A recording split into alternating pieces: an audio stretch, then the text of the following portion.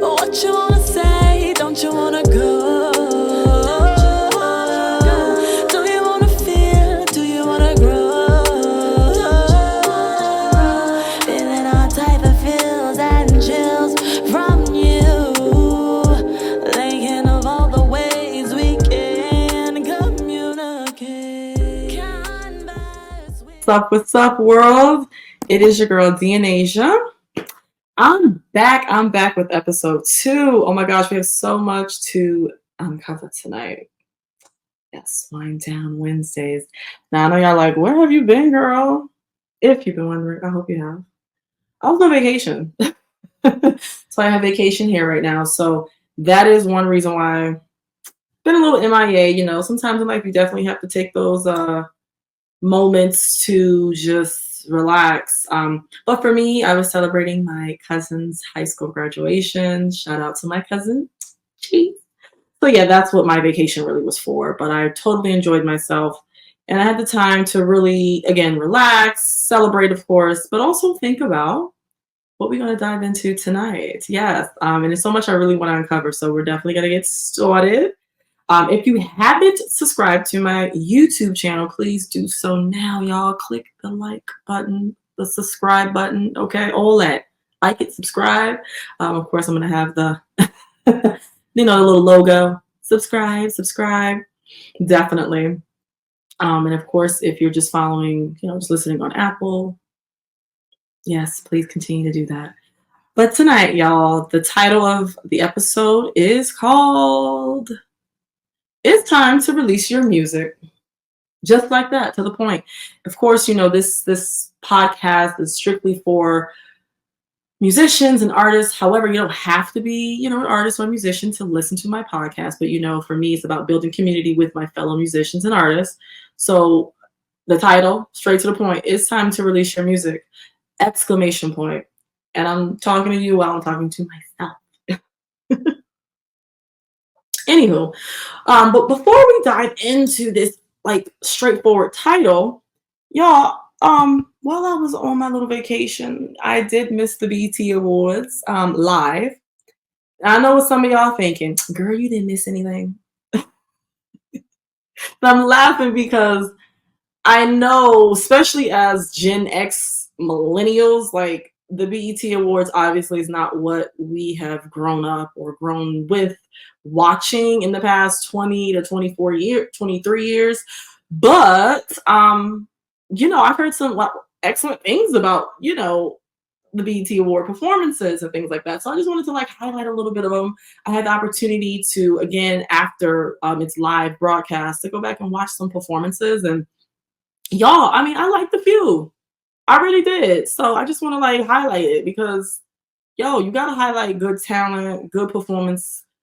You just have to. So straight off the bat, BET Awards, performance recaps. I am in awe of Miss Victoria Monet. Oh my gosh. And it's so refreshing because she is in my generation, my age group. I'm not quite her age, but regardless, it is so just inspiring to see someone like her who kept going, did not stop, did not allow anything outside of her, she's been doing this for years, started off as a songwriter and finally got that shot to get her own music on the center stage. And it takes a lot of patience, a lot of rejection, a lot of tears, as we all know. And I'm just so proud of her. I really am. And I just became a fan of her, honestly, a year ago. So I'm a little late, but I think she's super dope. Her performance for Oh My Mama, spectacular. I already knew she was going to kill that. But when I saw her do All Right, girl, she's honoring Michael Jackson, little Janet Jackson. I am living for her. Her stage presence is just, what can you say that's negative? Nothing. So, I have to give her, oh my God, Victoria, girl, where have you been? 5 years ago, 10 years ago, we needed you, girl. Save the girl. And then Victoria Monet and Tiana Taylor did their thing. Okay. Now we're going to talk about TT, okay? Tiana Taylor. I grew up with Tiana Taylor, Sweet 16, Google Me Baby. I've always been a fan of Tiana Taylor. She is incredibly talented from singing. Girl could sing. Okay, no, sang, dancing, choreographing. Now she does film, music videos. I'm like, what can she not do? And she's pretty. Okay. But that tribute performance for Usher, that girl, yeah, they did great. Like, stop. And supposedly, I mean, not supposedly, but Tiana was like, they didn't even have a lot of time to rehearse that. I think it was a day. Like, come on. Excellent performers all around. I think, honestly, those two, I mean, top performance of the night for me. I have more recaps. I enjoyed Kiki's performance. Now I know we look at Kiki, some of us are still seeing her as the little girl in Barbershop 2, Akila and the Bee, but no, y'all, Kiki has grown up, okay? The girl has a whole baby out here, okay? She's grown. But more importantly, she's talented. And I just applaud her making that transition as a kid star, into a pop star, now into like adulthood and being this adult, music artist. An influencer. She has her own podcast as well. I think Kiki's really dope, and she just has good positive energy and an amazing actress as well. I think she did great doing Usher. Oh my god, you make me wanna. Like, I loved it. I loved Kiki, and she looks great as well. Another beautiful woman as well. So, do I have any more recaps of performances that I really liked? Let me think. No, not too long. I liked Coco too. Give it up for Coco. Again, I'm a new fan of hers. Definitely has the vocals. I think she did really well. She commanded the stage, had that beautiful presence. I mean, she's gorgeous, and her vocals were on point. So, Coco. So, honest for me, the BT Awards performances right there, those three, or really four, because Victoria did her thing solo, and then she came with TT, and then it was Kiki, and then it was Coco. So I think those were like my highlights. But honorable mention. Oh my god, I forgot about this one. I honestly, guys, I liked Will Smith's performance. Yeah, I really did. I'm assuming that's a new song, but I enjoyed it. It was super powerful. Obviously, an amazing message. And I'm like, yo, Willie still got it. Go on, Will. Go on, Will. So yeah, if you did not see, some recaps, I would check those out because really, really dope. And I just hope that moving forward, the BET Awards can, I don't know, in a weird twisted way, kind of maybe go back to its old formula of what we were accustomed to 20 something odd years ago. I think we all could say we miss Monique hosting the BET Awards. I mean, don't get me wrong, Taraji's dope. I mean, I've always been a fan of Taraji. Like, seriously, I have. But I think Monique, she's just mother. I'm just BET Awards. I'm just hosting in general. And she's a comedian. She's funny. It's natural. And I just remember when she did, girl, when she did it. I mean, again, I'm a teenager, but I mean, at the time, I just remember I was like, oh my god, this is great. This is great. Like, I hope we will see Monique back. Um, but also, I was thinking about hosting. I enjoyed when Will and Jada hosted the BET Awards too. That was really nice too. So we'll see. And as far as performances, I know this particular year was a lot of performances than usual, and I think it was less categories, less wins. They probably should change that. Just change the formula up. I think it's great to have performances, but you know, you know, diversify the performances. It would have been dope to see a lot of male singers, and we saw a lot of female singers, especially when we were thinking about Usher's tribute. I know that was a big conversation about why is it only just females. I mean, oh, I forgot, Childish Gambino did open, but other than that, it was all female. I didn't mind the whole all female thing. Most of his music's catered toward females. However, for at least one or two songs, it would have been dope to see two male R&B artists. And for me, I would have loved to have seen and have heard, what's his name? Luke James. Look, I'm like, his face is in my head. Luke James, another multi-talented person. It would have been dope to hear Luke James maybe sing Superstar, or even Eric. It's Eric Bellinger. I don't know all of his music, but I know his voice. Amazing. And we could have also. I know this is a wild card, but I'm only thinking about this for the dancing aspect. It would have been dope to see Chris Brown too. I mean, just that's my opinion. I mean, I know like Chris Brown, BET was a little touchy, and just the whole situation from 2009. But I just think that y'all, Chris, in my opinion, has been inspired obviously by Michael Jackson, but also Usher. And this would be nice to see, maybe a little balance, a little mixture of male and female doing the tribute. But anyway, all in all, I'm happy Usher got his flowers. We know Usher is an OG in the game, multi-talented in his own right. And I need to know, what did Usher say in that speech too? If some of y'all know, if you're watching this on YouTube, leave in the comments. Can y'all tell me, like, for real? Because I heard BET bleeped out Usher's speech, and I'm like, what did he say? I mean, he cursed, but what else did he say? I'm just nosy. Maybe I found it on TikTok. I don't know. But anyway, all right, let's move on from the BET Awards. It's every year. Let's get into, again, this beautiful topic of it's time to release your music. So one of the reasons why I decided to make episode 2 about this, I wanted to get a little bit more personal with you all and transparent with you. First episode, I introduced myself. I am also a musician, a singer, pianist, a flautist. I write poetry, and hopefully you have the opportunity to visit my website, www.itsdnasia.com, to explore those things. And if not, there's still time. There's a lot of time. But I just wanted to just kind of bring you guys a little up and close and personal to me. And honestly, some of the things that I struggle with as an independent music artist / musician. So the personal struggles behind this is real, okay? And this nice little icebreaker question I have for all of my musicians, artists: why aren't you releasing your art?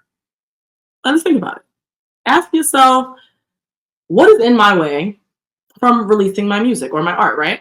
And I know the general answer is going to be, oh, it's me. Like, I'm in the way. Like, we can get in our own ways, and that's so true. But underneath that answer of me, there are other things that follow, and that's what I really want to break down and share those experiences and these truths. So let's get to it. Here I go.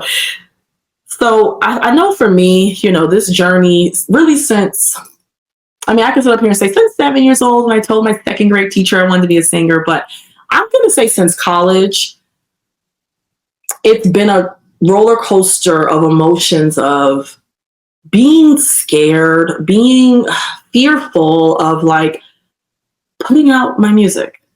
And there's always been reasons, it wasn't just, that incident. It was really just things in my head that I allowed to kind of, haunt me. So the first thing was, I've always been scared to write my truth. Not recently, but in my past, I was scared to write my truth. I was scared to write that down as a songwriter. And because I felt like I would be judged on what my music is about. Like, what are you writing about? Who it is about? Like, oh my God. Because most of the time, yes, it's great to write happy-go-lucky songs and, everything. You're dancing in a club, you got some bops. But for the most part, my music is about relationships. Most music, most songs are, right? But it's about relationships. And sometimes those relationships are not the fairy tale ones that we are praying for, wishing for, we hope, And I would write that, but I would be scared to release that. And for several reasons. The first one, I didn't want the person that was involved in the relationship with me to feel some type of way toward me.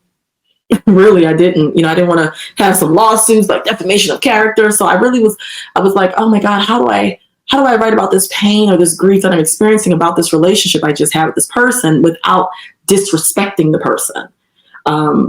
That's really just how I've always been. And then on top of that, I'm like, okay, then you think about family and friends. You're like, oh my God, now they're going to be sitting here, thinking, oh Lord, now she writing about this man child. She trying to get a Grammy after this. She thinks she married J. Blige, so, or even Amy Winehouse, right? So, those thoughts were with me for so many years, really since like, around 21, 22, when I was just about to exit college. So that was like a really big thing for me. And I remember distinctively having a conversation at the time with my ex about that. I was like, 'cause we weren't dating at the time. Like we just broke up for like the second time. But anyway, I remember saying to him like, hey, I'm going to be writing music about you. Because this is when I was like gearing up to like, perform more in DC.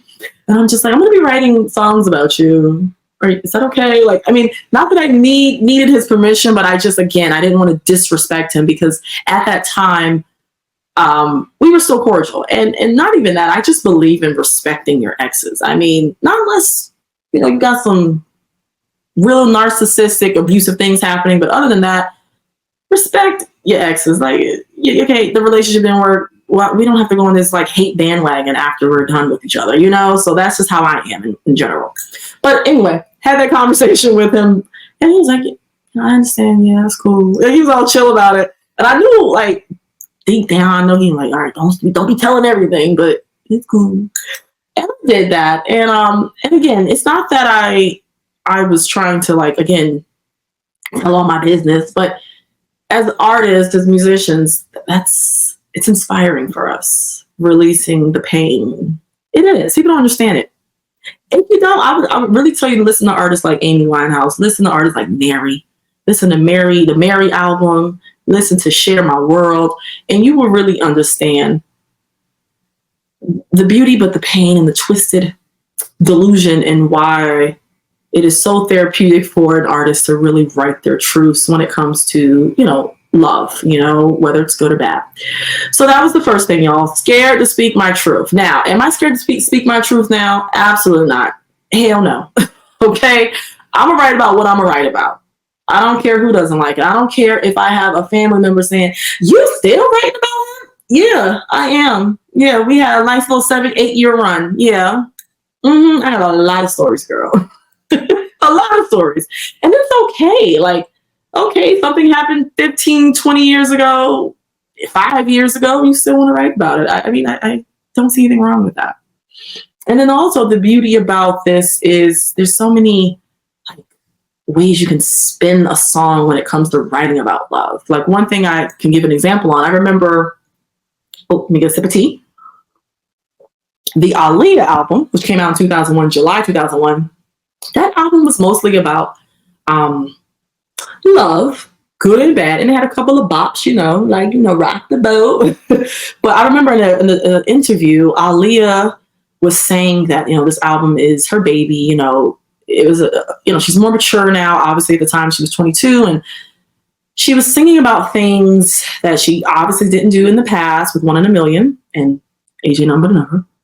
But she said this album was taking a different, interesting turn on relationships for her.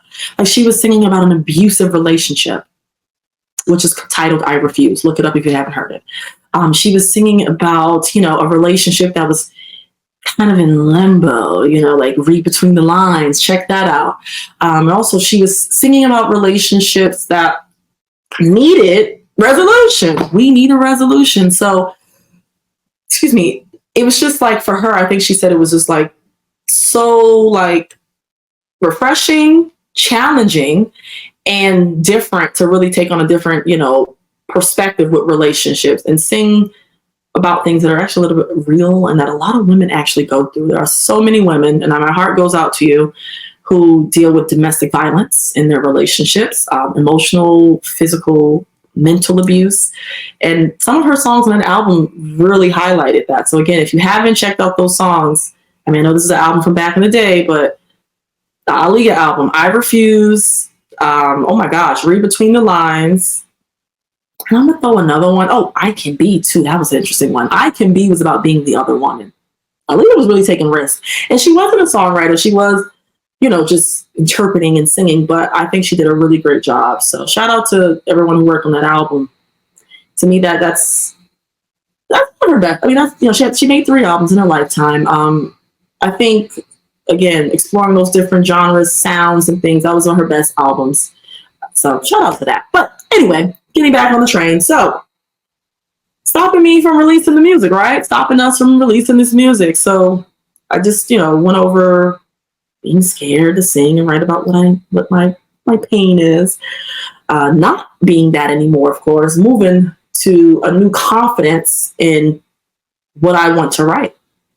And I think all songwriters deserve that privilege. Like, we can write what we want to write.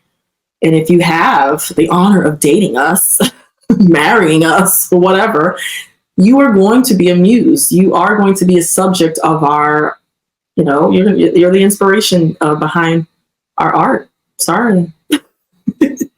And I remember this quote that I saw a long time ago on Facebook. Man, this is when millennials were on Facebook heavy, It was a quote, and again, I'm paraphrasing because I don't remember it, but it was a quote stating like, if an artist sings about you, that is their way of keeping you alive. It was something along those lines, and it's some truth to that, because sometimes, as we know, when you part ways in a relationship, it's almost like it's like a death, especially if it ends bad, right? Like no cordial, like not even a happy birthday, happy new year text, but if it ended badly, meaning you're not speaking to each other because somebody has too much ego, acting like a jackass, if you know, but it feels like a death. And in that, again, if you're with a songwriter, honey, a singer, we keep you alive through our music, even though technically you are live. I'm not trying to go all deep here, but you get what I'm saying, people, right? Don't think too deep. All right, so moving on next. Another reason why I just was really struggling releasing my music, really for like forever. Judgment. And I hate saying that because it's like, girl, why do you care what people think? I do. I just want it to sound good. You want people to like your music. You're like, I want them to like it. And if they don't, I mean, am I going to cry? No. But you just want people to like your music. And I remember a few years ago, a personal experience actually happened. And I'm going to tell you about it. No names will be mentioned, but I'm going to tell you about it because, it was a moment that actually, I think, kicked my confidence down a little bit. So it was a few years ago, roughly, in my hometown of Queens, New York. I had to go to a funeral. My mom and I, we went to a funeral for a close family friend of ours. She was really one of my grandmother's best friends, one of the neighborhood OGs off of, 195 in Jamaica, Queens, if you know, you know. And she passed away. She transitioned, and I miss her. She was she was a ball of energy. She was an OG. She was just, I said what I said type of energy, standing on business, And her and my grandmother got along famously many moons ago before I was born. You know how it is. Your grandparents from the South, they migrated to the North, and then they all became friends right in the neighborhood. So that's kind of my grandmother and her story. So with her transition, my mom and I are at the funeral. Beautiful funeral, by the way. We send her off into her casket, bury, and then comes the repast. So now, we're all back on the block. We're on 195, and everybody's just chilling. It's just the energy. And it was to a point where I don't know how many people were out there. It could have been maybe 40, 50. I wasn't counting, but it was a lot of us. Okay. And one of my friends, who is really a best friend, we grew up together. He's also an artist as well. I will be having him on my podcast too, y'all. I'm gonna let the world, we gotta, support each other. So anyway, he was like, I'm about to play my song that I have with my cousin. We made up this song. So I'm like, oh, okay. We all just, everybody talking and, and it was a speak outside. So we listening to the song, everybody's still conversing and the song is playing in the background. And it was him and his cousin. And they were singing a song that was very much acoustic. So it was just their voices and guitar. So I was like, oh, that sounds nice. In my mind, I'm thinking this, like, okay, cool. So once that was done, he's like, all right, now I'm about to play my brother's song. So I was like, oh, your brother do music? I didn't know. Because his brother was a little bit younger than us when I left New York to move to Atlanta. So I didn't really connect with with his brother on a friend level, but I obviously know who he is. You know what I'm saying? He's like fam. But he was just younger. So he plays his brother's song, and his brother's a rapper, and it's, of course, it's drill. What else? New York, right? So it's drill music. And, you know, I'm going to be honest, I'm not into drill music that much, but I am a fan of Pop Smoke. That's probably like the only drill artist I'm like, yeah, rest in peace to Pop Smoke. So, you know, his song's playing, the drill music's going, and I'm like, oh, okay, you know, oh, I didn't know we do this. Okay. So just showing love. So then finally my friend's like, no, excuse me, not my friend, my mom, play your song. I'm like, Mom, no. And that was that fear kicking in, you know, like, oh, they're not gonna like my music, you know. And not they meaning like my friend and my mom and maybe her friends. No, it was like everybody else. So my mom's like, play your music. I'm like, no. But she, of course, she's like my number one cheerleader. She really is. My mom will advocate for me anywhere. Y'all better listen to my daughter's song. She talented. Go on, say. Like that's the type of mom I have when it comes to this whole music thing. She means well. So anyway, I said, fine, I'll play it. Okay. So I Bluetooth, I connect my thing to the speaker, my phone, and oh my God, I play my song Communicate, which you actually heard in the beginning of my video. So anyway, Communicate's playing, and it wasn't even like a minute. And I heard my friend's cousin, a girl, she said with a stank face, oh, what is this? And then her cousin, who's a singer, who actually sings very beautifully, she kind of hit her on the shoulder, like, shh. And I mean, I heard it. We were kind of in a close proximity, so I'm like, I mean, you know, expected.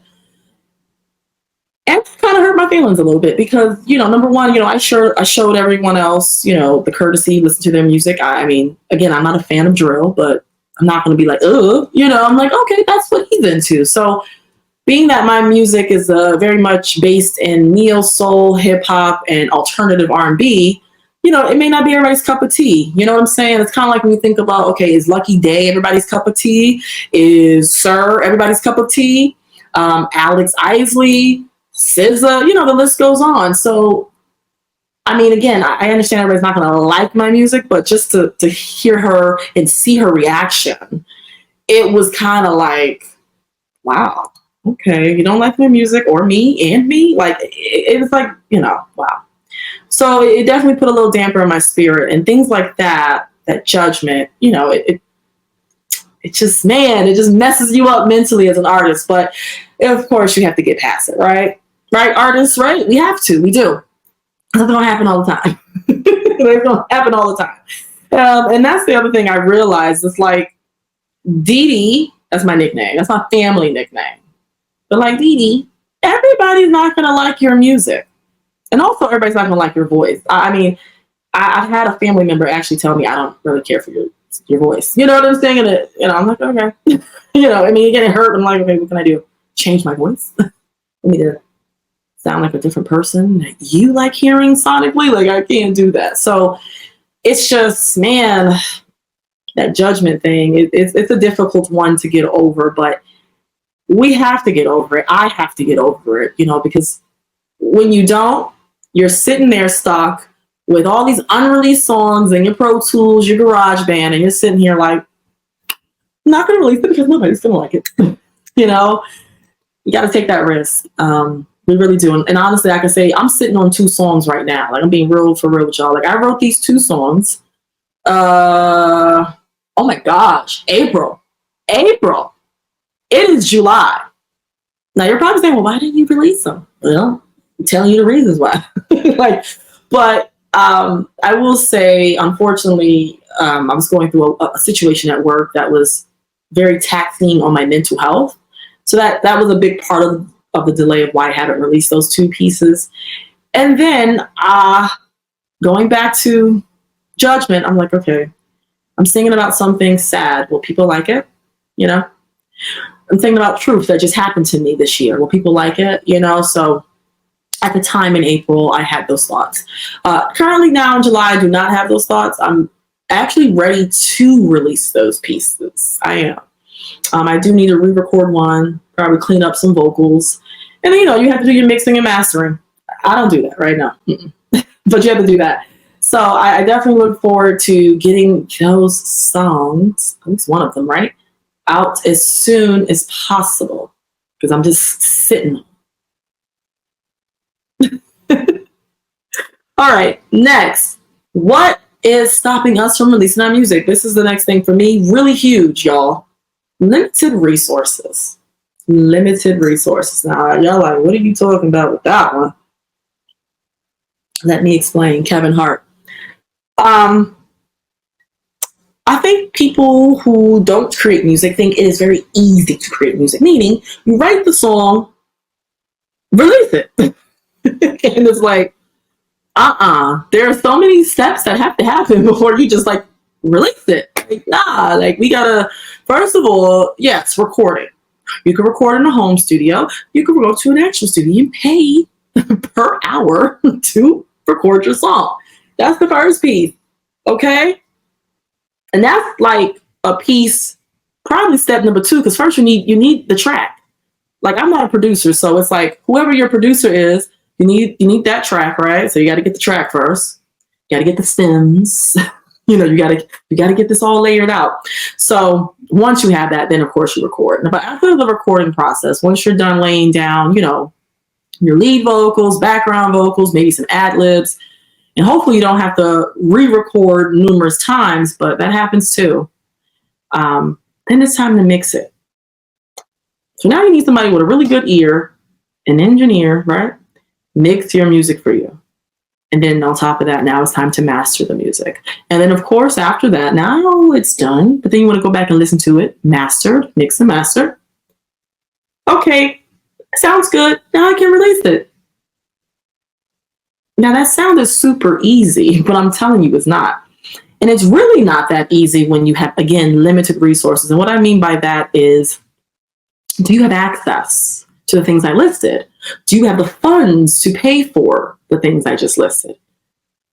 A lot of people don't understand that a lot of your musicians who are independent, have to have other jobs to, continue this music career and dream that they have. You may have a job doing something, a little risque, like your Cardi B's and Eves, being a stripper. I'm not telling you to be a stripper. Hold on. I'm just saying that may be your job. Or you may be working in an office. Or you may be a school teacher. I'm just saying, like, you have to have a second job in order to fund the music career because the things cost. So let's say if you don't have the home studio, you want to go to a studio. It costs money to be at the studio for a few hours recording your song. That's why a lot of people love to say, look, before you go to the studio, make sure you got everything laid out, what you want to sing, yada, yada, yada, because it costs money. Now, how much does it cost? I mean, guys, it's going to vary. It's going to vary every state, every city. So I'm not up here about to drop the prices. But all I can tell you is it costs money. And if you're trying to drop a song every month, 2 songs a month, that's going to be a couple of $100, and it can easily get up to $1,000. It really can. So again, having that access to afford that. And then if you're not, a person who mixes and masters your own music, you have to pay for that. And that's someone like me. I don't mix and master my own music. What does that cost? I mean, again, it varies, right? Everything varies. But the most I can say I spend to have a song mixed, $150. Now I know what you're thinking. $150 is nothing, girl. That's like $1 in today's money. Yeah, when we grocery shopping for sure. But the point I'm making is, again, let's say if I want to put out 2 tracks at the same time, that's $300 just to mix. Oh, okay. Then I had to pay for studio time. Let's just say random number that came up to $200. So I'm already at $200, $300. All right, now I got to pay somebody to master. Now, again, it varies. The most I've paid for mastering music, and honestly, I think this was only because the person, it was mutual, like somebody that knew somebody. They hooked me up a little bit. They charged me $100. So that's a blessing. That's not always going to be the case. So all in all, I mean, yeah, $600, and it's like, okay, that doesn't sound like a lot. In this economy, it is, because we have to look at your salary that you're making from your other job. You have to look at your bills. We have bills. I don't live at home with my parents, and that's another thing. Oh, maybe you should move back home with your parents. Maybe you should get 2 other roommates so you can afford your music career. I mean, I've had people say that to me. And the thing is, it's like, first of all, I don't have to do that. I'm just saying I don't have to. Nothing wrong with that. I see nothing wrong with having roommates. Nothing wrong with living with your parents to save money, to do. This is a no judgment zone on that. But for me personally, I've honestly always been an independent person. Like always. I'm an only child.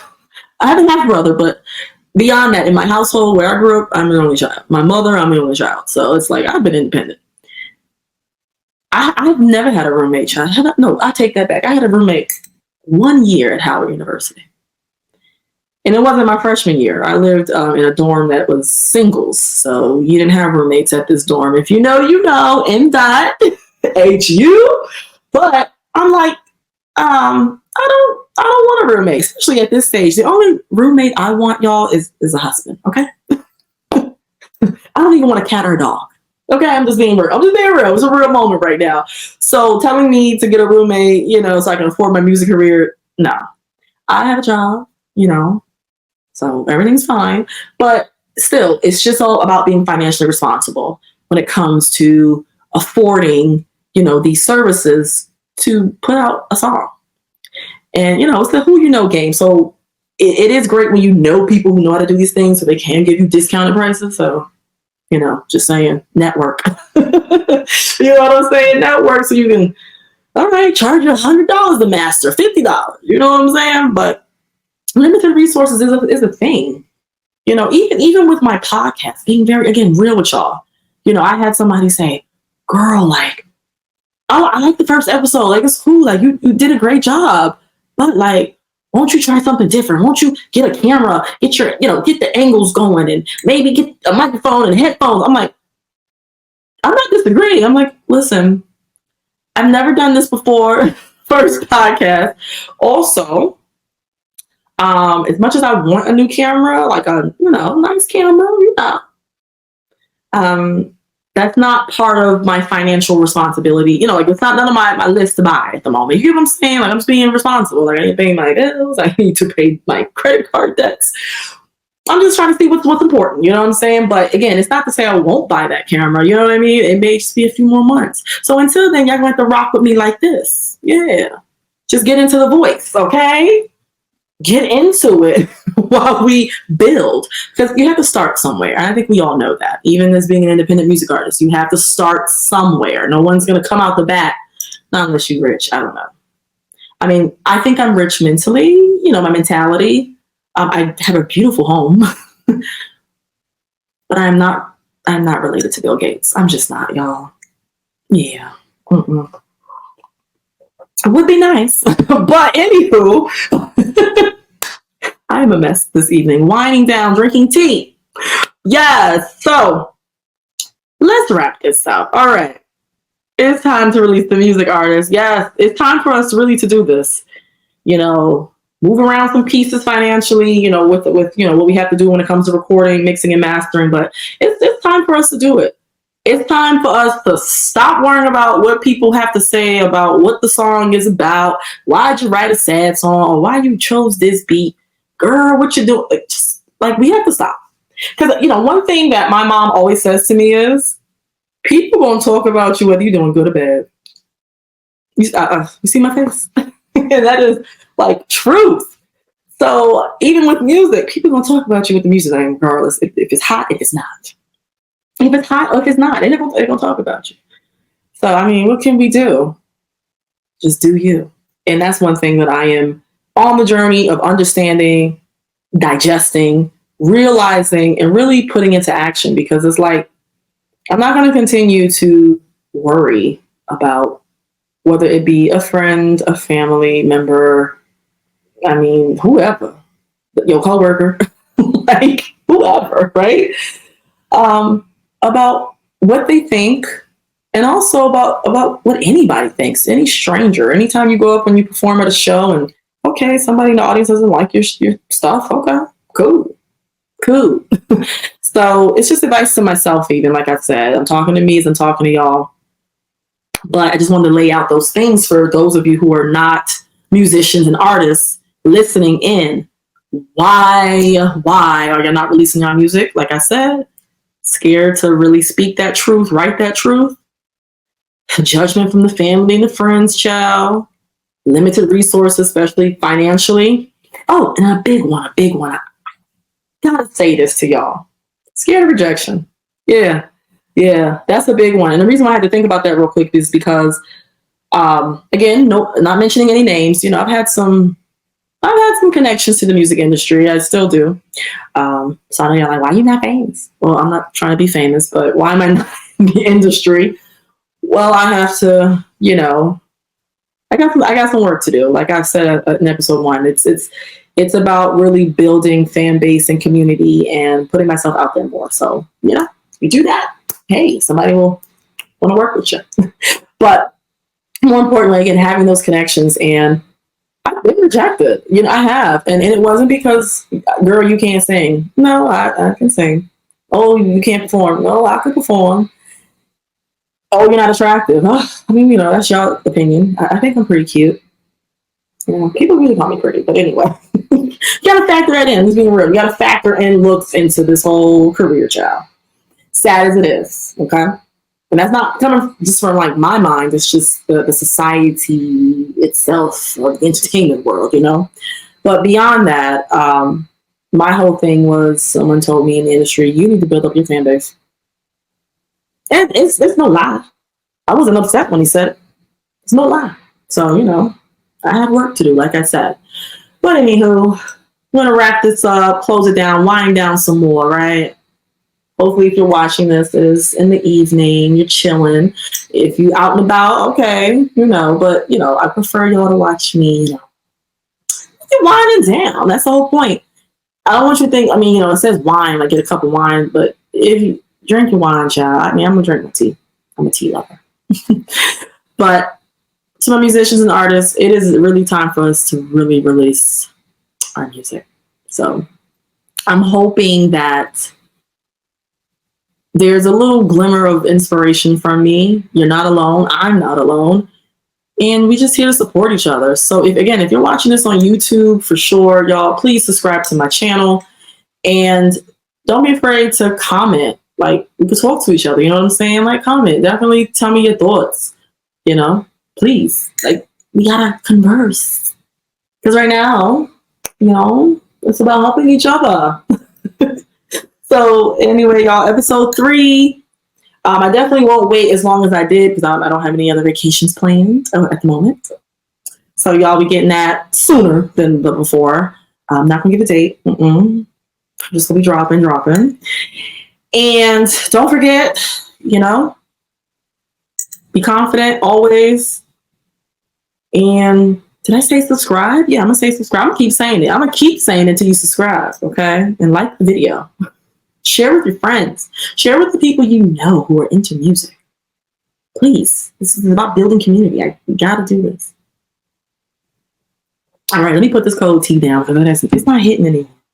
All right, y'all take care. Peace and light. Deanasia signing off. Thank you for tuning in to episode 2 of Everything Music with Deanasia. That's me. And man, it's been a great episode. I love being real with y'all. This is really great. But anyway, peace and love. Have a beautiful evening, a beautiful afternoon, depending on when you're watching it.